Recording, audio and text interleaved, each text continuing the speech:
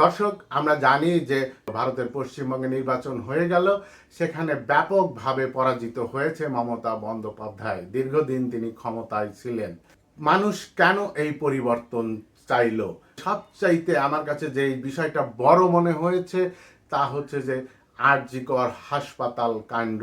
সেই আরজিকর হাসপাতাল ধর্ষণের যে ঘটনা ঘটেছিল, তখনই পশ্চিমবঙ্গে উত্তাল হয়েছিল যে সেই সময় হয়তো মমতা বন্দ্যোপাধ্যায় সরকার পড়ে যাবে, এমনটাও ধারণা করেছিলাম। কিন্তু সে যাত্রায় মমতা বন্দ্যোপাধ্যায় টিকে গেলেও সাধারণ মানুষ কিন্তু সেই অন্যায়কে প্রশ্রয় দেয়নি।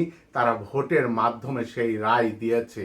দীর্ঘদিন ক্ষমতায় থাকলে এর কিছু ভালো দিকও আছে, আবার কিছু খারাপ দিকও আছে। বাংলাদেশের কথাই বলি যে দীর্ঘদিন শেখ হাসিনা ক্ষমতায় ছিলেন, তিনি দেশের ব্যাপক উন্নয়ন করেছেন, এটা অস্বীকার করার কোনো উপায় নেই। তবে তার সাথে সাথে তিনি ফ্যাসিস্ট হয়েছেন।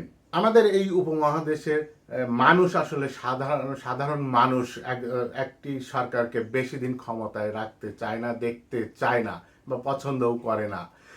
সাম্প্রতিককালে যে ক্ষমতার পরিবর্তন হয়েছে বাংলাদেশে, পাকিস্তানে এবং নেপালে, তো বাংলাদেশেও বলা হচ্ছে যে ডিপ স্টেটের প্রভাব আছে। পাকিস্তানের ইমরান সরকারকে তো ফেলে দিয়েছে ডিপ স্টেট, এটা ওপেন সিক্রেট। নেপালেও জেএনজি আন্দোলনের মাধ্যমে সরকার পরিবর্তন হয়েছে, সেখানেও ডিপ স্টেটের প্রভাব থাকতে পারে। থাক, সেখানে আমরা আসি যে কলকাতার ঘটনায়। যে কলকাতাতেও মানুষ পরিবর্তন করেছে, এর মধ্যে অনেকগুলি ফ্যাক্টর কাজ করেছে। আরজিকর হসপিটাল তো আছেই, তার মধ্যে প্রায় 92 লাখ ভোটারকে বাদ দেওয়া হয়েছে। আবার শোনা যাচ্ছে একটি কথা, কলকাতার রাজ্য পুলিশ বাদেও অন্য জায়গা থেকে পুলিশ এনে ভোট নিয়ন্ত্রণ করার চেষ্টা করা হয়েছে, এমন একটি কথাও প্রচলিত আছে।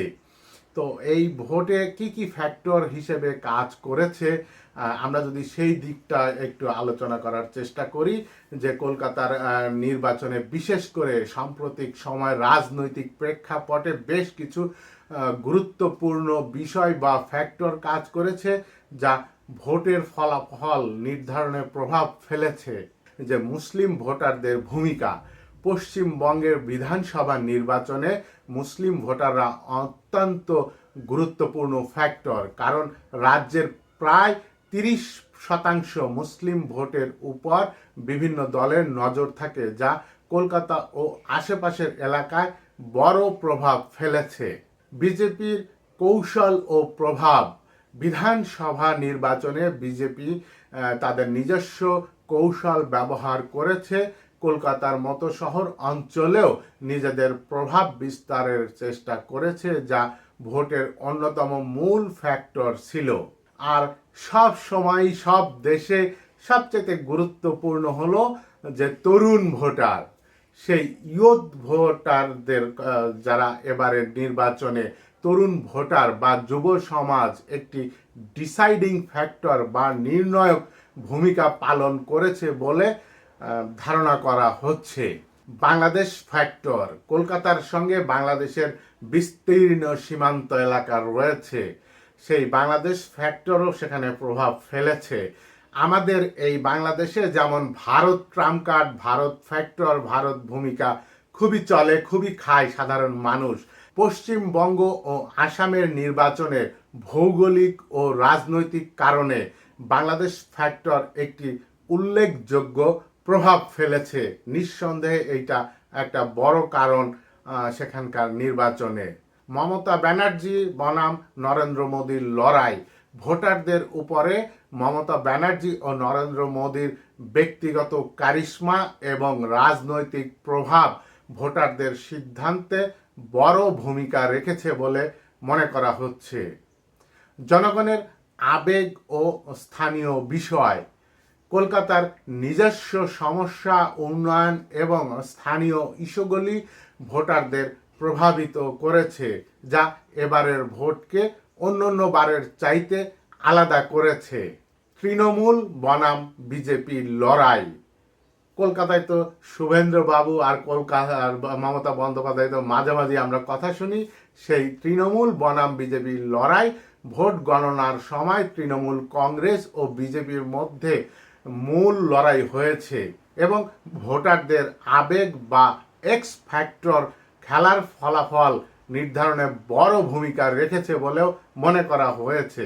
সামগ্রিকভাবে কলকাতা এবং পশ্চিমবঙ্গের নির্বাচনের এই বিভিন্ন ফ্যাক্টরের উপর ভিত্তি করেই নির্ধারিত হয়েছে যে নির্বাচনের ফলাফল, যা রাজনৈতিক দলগুলোর কৌশল এবং ভোটারদের মনোভাবকে প্রভাবিত করেছে, তারই প্রতিফলন হয়েছে নির্বাচনের মাধ্যমে। তৃণমূল কংগ্রেসের আগে দীর্ঘদিন কলকাতা শাসন করেছে বাম দল সিপিএম।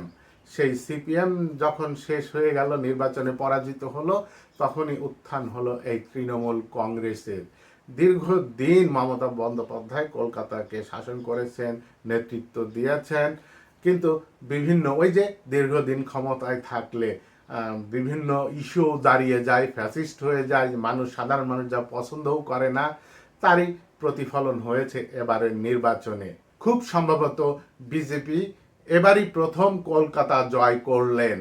এখন দেখা যাক যে বিজেপি তাদের এই ধারাবাহিকতা কতদিন টিকিয়ে রাখতে পারেন, নাকি তারাও ফ্যাসিস্ট হয়ে যাবেন, তারপরে আবারও পরিবর্তন হবে।